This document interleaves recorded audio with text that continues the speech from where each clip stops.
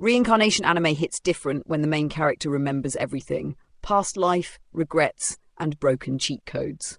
Today, we're counting down 10 reincarnation anime where memory turns rebirth into domination, chaos, trauma, and peak isekai madness.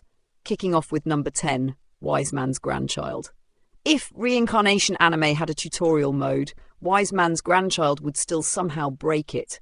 Shin dies in modern Japan, respawns in a fantasy world, and keeps all his science knowledge like he smuggled Wikipedia into magic school. Naturally, he becomes an accidental nuclear weapon. The fun part isn't just that he remembers everything, it's how nobody else realizes how unfair this is. Shin casually invents magical nukes while everyone claps like it's a science fair. Villains show up talking spicy, then get erased in seconds. The anime knows it's ridiculous and leans into that energy hard. Is the plot deep? Not really. Is the tension sometimes non-existent? Absolutely, but it's pure comfort food. You're here to watch a reincarnated overachiever speedrun fantasy logic and embarrass entire armies. And honestly, sometimes that's all you want after a long day. Overpowered brainiac, zero stress, maximum flex.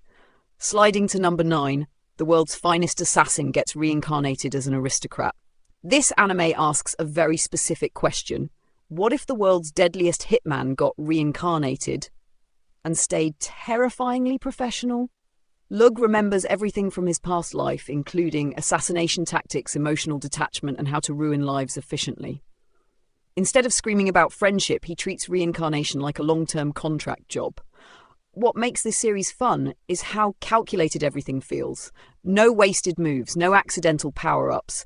Every relationship is strategic. Every skill is optimized. Even the fan service feels suspiciously planned. The goddess really said, "Save the world," and Lug replied, "Cool, what's the kill condition?" The pacing stays sharp, the villains don't get cartoon mercy, and the moral grey areas actually stick. It's not perfect, the harem elements can feel predictable, but watching a grown, ruthless mind operate inside a young, noble body is endlessly entertaining. This isn't power fantasy chaos, it's power fantasy precision. Landing on number 8, The Faraway Paladin.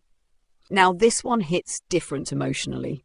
The Faraway Paladin isn't loud, flashy, or obsessed with flexing power every 5 minutes. William reincarnates with memories of his past life, specifically regret, loneliness, and wasted potential, and that shapes everything he does. Raised by undead guardians, he grows up learning responsibility before strength. The magic and combat exist, but the heart of this anime is purpose.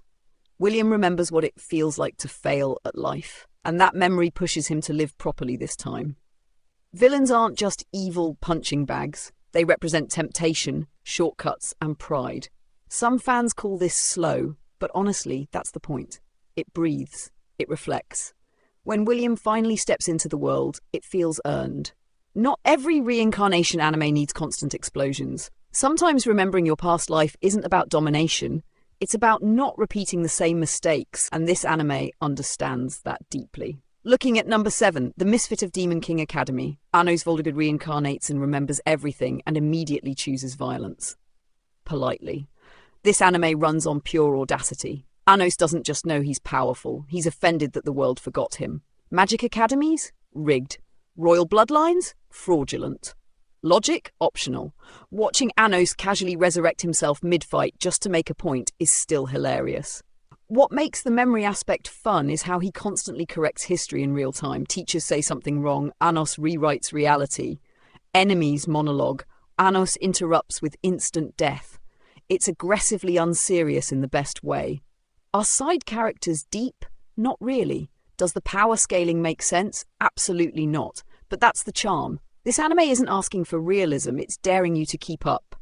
If you want reincarnation with zero humility and maximum dominance, Anos is still one of the coldest to ever do it. Crashing into number 6, Tsukimichi, Moonlit Fantasy. Makoto gets reincarnated, remembers everything, and immediately gets rejected by the goddess for being ugly. That alone sets the tone. Instead of becoming a chosen hero, Makoto becomes an accidental god in the wilderness. What makes this series shine is its humor. Makoto is overpowered, but mentally still very human.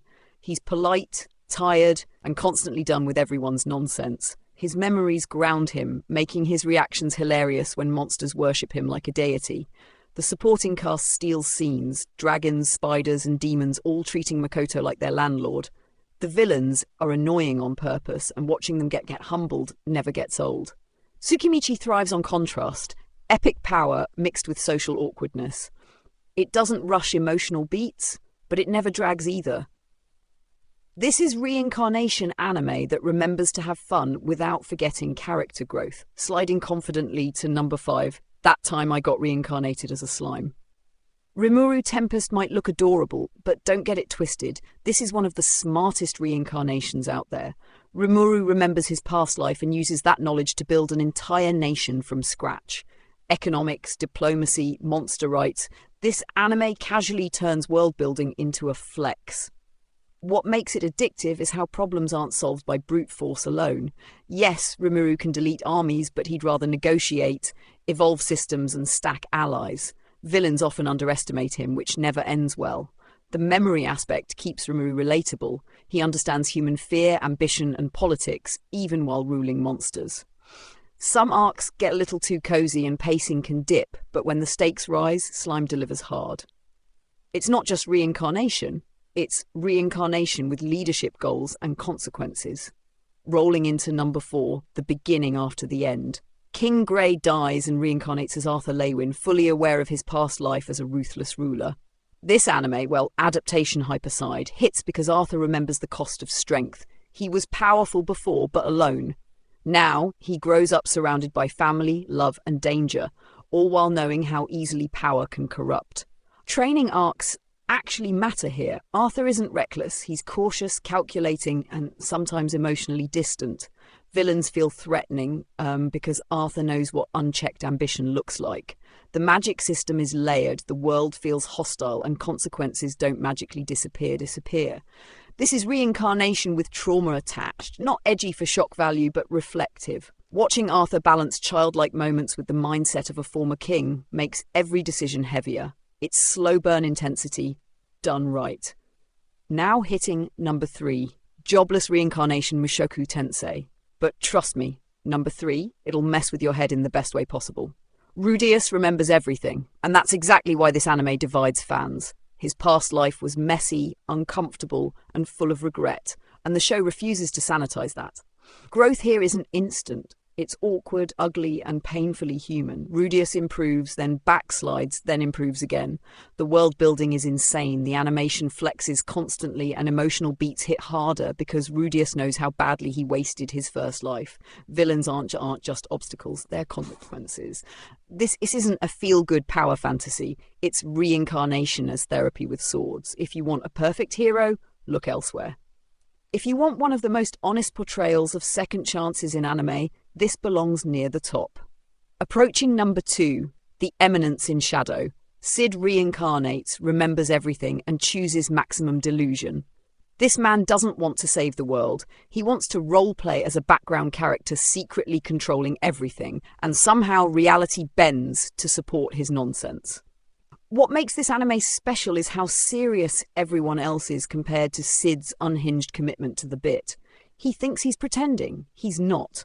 The memory aspect fuels his obsession, turning childhood fantasies into real-world chaos. Cult leaders monologue while Sid accidentally dismantles entire organizations. It's parody done with elite execution. The fights slap, the comedy lands, and the dramatic irony is non-stop. Every arc escalates the joke without killing it. If you enjoy watching an overpowered protagonist accidentally become legend while actively trying not to, this is peak reincarnation comedy. Finally, standing at number 1, The Saga of Tanya the Evil. Tanya de Gurachav is what happens when reincarnation goes completely off the rails. She remembers everything, her past life, her defiance of God, and every grudge fueling her survival. Reborn as a little girl in a war-torn world, Tanya uses adult logic, ruthless strategy, and pure spite to climb military ranks. The contrast is brutal and brilliant. Cute character design, horrifying battlefield decisions. This anime doesn't glorify war, it dissects it. Tanya's memories make her efficient, but also cursed. Every victory tightens the noose around her soul. The psychological warfare, moral ambiguity, and cold realism set this apart. This isn't escapism. It's reincarnation with consequences, ideology clashes, and existential dread. easily the most unique entry on this list. So yeah, Reincarnation hits harder when memories come along for the ride. Which one's your favourite? Did I miss a banger? Drop it in the comments, argue respectfully, and roast my rankings if you must. Like the video, subscribe for more anime chaos, and I'll see you in the next countdown.